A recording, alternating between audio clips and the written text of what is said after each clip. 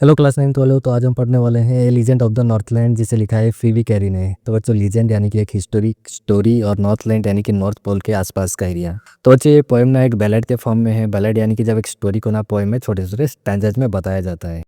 तो चलो इसे शुरू करते हैं। तो जैसे कि ये पोएम एक स्टोरी के फॉर्म में है, तो मैं इसे तुम्हें एक स्टोरी के फॉर्म में ही बताने वाला हूँ।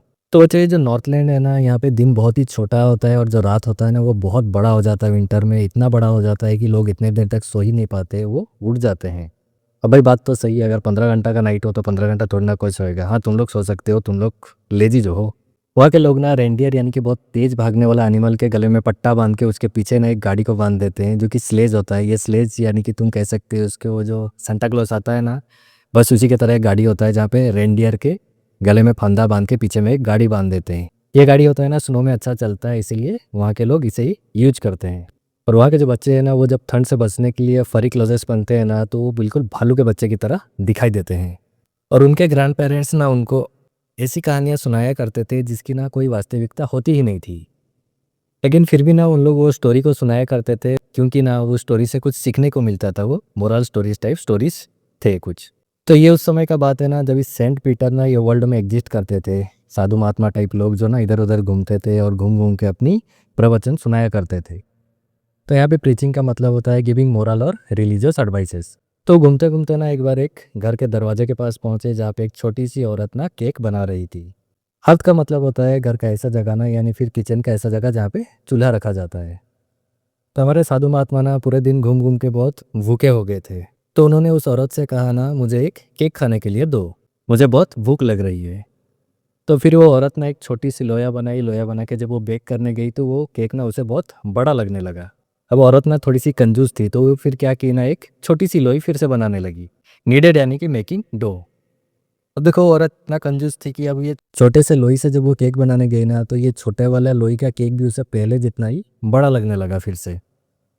अब वो महिला क्या करती है ना, अब जो बचे कुचे आटा होती है ना, यानी कि टेनिस क्राफ्ट से उससे एक लोई बनाती है। अब उसको बेल के ना बहुत ही पतला केक बनाती है, यानी कि वफ़र जैसा। ये वफ़र होता है एक ना बहुत ही पतला सा बिस्किट। लेकिन देखो, ये औरत इतनी कंजूस थी ना, ये इतना पतला वाला केक भी वो सेंट पीटर को नहीं दे पाई। उसे ये भी बहुत बड़ा लगने लगा। वो सोचने लगी, जब मैं केक खाने को बैठती हूँ तो ये मुझे बहुत ही छोटा लगता है, और जब मुझे ये देने की बारी आई तो यही केक मुझे इतना बड़ा कैसे लगने लग रहा है।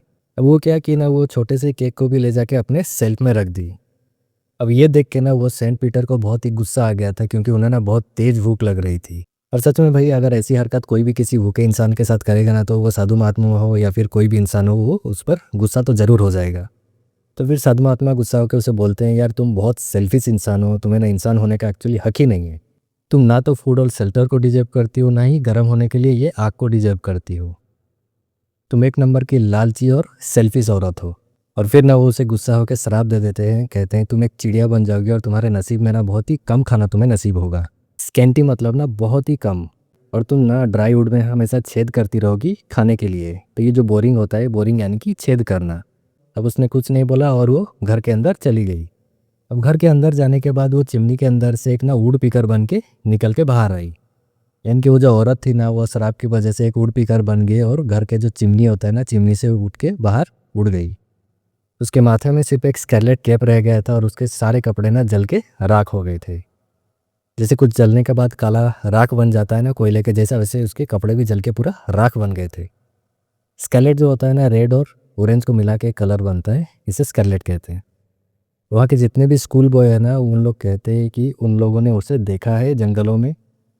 वो जंगलों में आज भी घूमती है और वुडमैन ऐसे खाने के लिए छेद कर रही है आज भी। तो वही देखो, इतना ही था स्टोरी। तो ये स्टोरी से हमें ये सीखने को मिलता है कि हमें ना हमेशा दूसरों की हेल्प करना चाहिए। अगर कोई भूखा आया है तो उसे खाना दे देना चाहिए, यानी कि हमें हमेशा दयावान बन के रहना चाहिए।